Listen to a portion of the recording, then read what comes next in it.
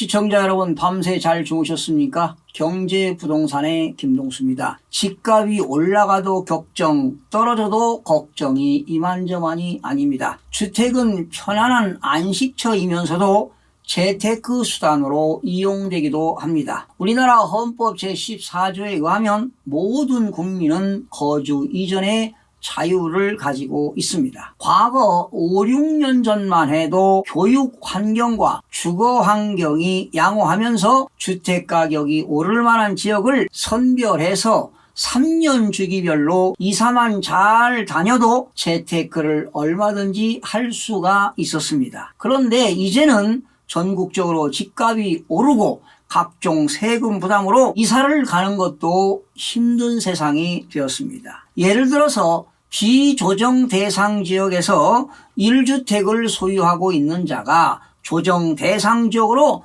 주택을 추가로 취득 시에는 순수한 취득세 8%에 농어촌 특별세 0.6%, 지방교육세 0.4%를 합쳐서 9%의 취득세를 납부해야 합니다. 또한 부모가 자녀에게 주택을 증여하게 되면은 증여세는 물론 순수한 취득세 12%에 농어촌 특별세 1%, 지방교육세 0.4%를 합쳐서 13.4%의 취득세가 부과가 됩니다. 요즘 서울의 아파트 가격이 많이 올랐죠. 만약에 10억 원의 아파트를 부모가 성인인 자녀에게 증여한다면 증여세는 2억 2,500만 원이 나오고요. 취득세는 1억 3,400만 원이 나오니까 무려 3억 5,900만 원의 세금이 부담이 됩니다. 자녀가 증여를 받아 보유하고 있다면 매년 재산세와 종합부동산세를 내야 합니다. 또한 주택을 처분하게 되면 양도소득세 등을 납부해야 합니다. 이제는 소득이 적으면 주택을 소유하기도 힘든 세상이 되었습니다. 요즘 경기 일부 지역이 서울보다 주택 가격이 비싼 지역이 얼마나 많습니까? 자, 그렇다면 생활 인프라가 갖춰져 있고 향후 미래 가치가 있는 곳에 장만하는 것이 당연히 좋습니다. 개별 아파트 단지의 특성과 건축 연도를 파악하는 게 중요한 이유입니다. 과연 서울에서 미래 가치가 있는 지역은 어디일까요? 물론 한강변을 낀 지역인 마포, 용산, 성동구의 아파트가 될 것입니다. 젊은 세대일수록 한강변을 찾지만 주로 자녀 교육에 관심도가 높은 40대나 50대들은 학군이 좋은 강남 4구입니다. 강남, 서초, 송파, 강동을 선호하게 될 것입니다. 강남구 대치동의 주거 환경이 열악하고 42년이 된 은마 아파트에 비싼 전세금을 주고 사는 이유가 있습니다. 자녀 교육에 열의가 많으신 분들이죠. 그 은마 아파트의 70%가 세입자들입니다. 그리고 대부분 은마 아파트 집주인들은 강남 3구에 거주하고 있습니다. 수도권에서는 주거 환경과 교통이 편리한 지역이 우선시 되겠죠. 특히 하남시, 남양주시라든가 수용성입니다. 수원, 용산, 성남, 그리고 고양, 파주, 김포시가 될 것입니다. 눈여겨볼 만한 곳이 있다면 수도권 광역급행철도 개발 사업이 가시화하고 있는 지역과 지하철 도로 등 특히 교통 및 주거환경 개선 기대감이 있거나 저평가된 지역과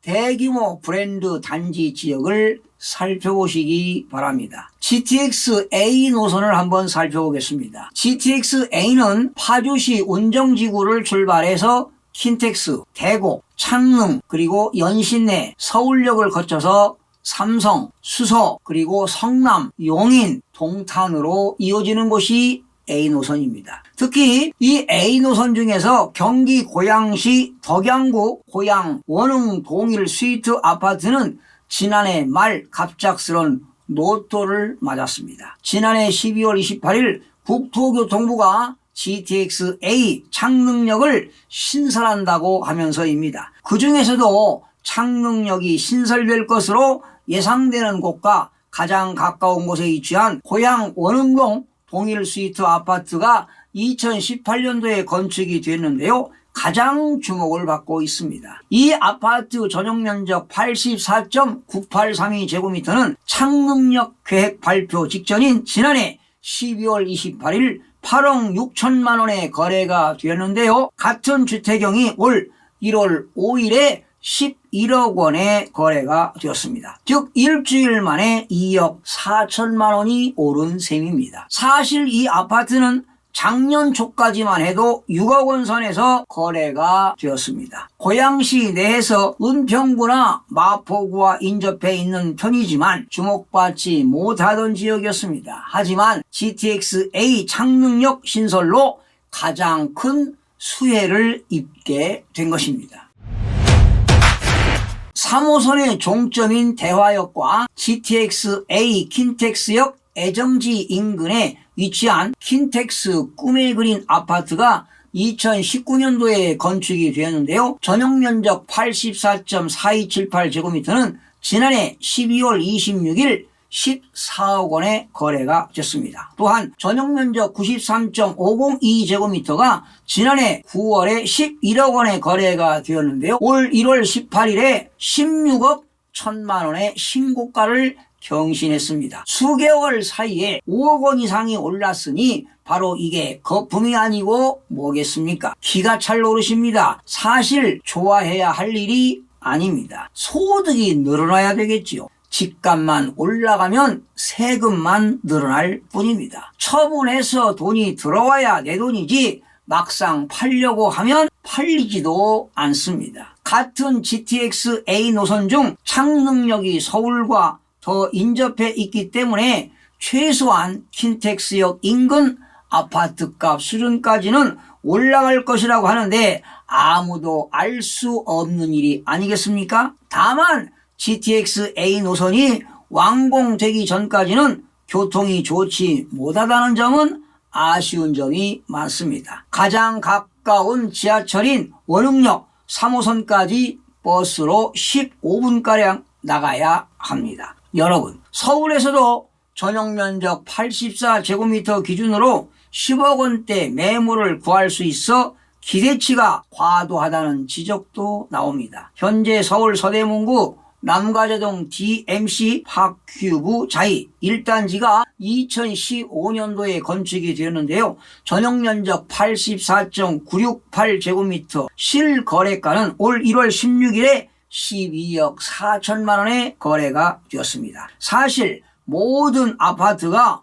호가만 오르고 있지 실제로 거래는 이루어지지 않고 있습니다. 여러분 같으면 어디에 주택을 마련하시겠습니까? 기왕 같은 가격이면 서울이 좋다고 봅니다. 물론 주거 환경의 편리함과 양호함의 차이는 있겠죠. 그동안 정부가 집값을 잡겠다고 했지만 안정화는 되지 않았습니다. 어찌 보면 수도권 광역급행철도 GTX가 수도권 집값 상승을 견인했다고 해도 과언이 아닙니다. 정부가 대규모 철도 사업을 남발하지 않았나 싶습니다. 집값 불쏘시개를 만든 겁니다. 구체적인 내용이 없음에도 GTX-D 노선 유치를 위해 서울, 경기, 인천의 지방자치 단체장들까지 신경전까지 벌이는 중입니다. 이거야말로 포퓰리즘 정책이 아닙니까? GTX-B 노선을 살펴보겠습니다. 마석을 출발해서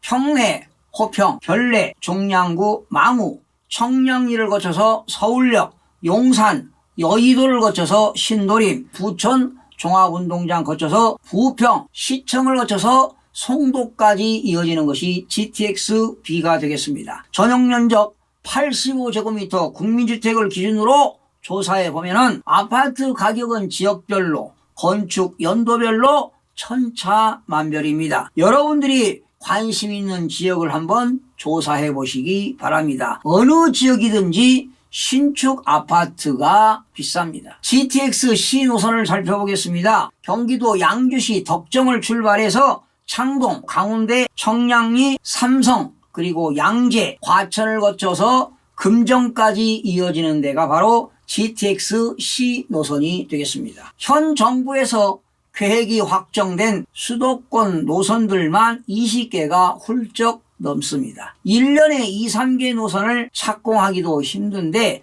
집권기간 5년 동안 이렇게 많은 대규모 사업을 남발해도 되는 건지 의문이 갑니다. 정부가 집값을 잡겠다면서 다른 한쪽에서는 투기를 조장하는데 가장 큰 불쏘시개 역할을 한 철도 사업 남발은 모순이 아닐 수가 없습니다. 팬데믹 사태 장기화로 인해 더욱 심각해지고 있는 저출산과 고령화로 인해 지금부터 추진되는 대부분의 철도 건설 사업 역량을 발휘할지도 의문이 갑니다. 내 집 마련을 할 때 가장 중요한 요소는 교통입니다. 생애 주기별로 중요한 요소인 학군이라든가 그리고 생활 인프라 그리고 그 지역의 자연환경과 인구가 유입되느냐 유출되느냐 그리고 각종 개발 계획 등이 있겠지만 뭐니 해도 교통이 최고입니다. 앞으로 주택 수요자들은 서울 도심 및 수도권 지역에서 완벽한 생활 인프라를 갖춘 지역과 교통 환경이 양호한 지역에 주목하는 것이 바람직합니다. 시청해 주신 여러분 고맙습니다. 최선을 다하겠습니다. 마음이 드셨다면 구독, 좋아요 꼭 부탁드리겠습니다. 고맙습니다.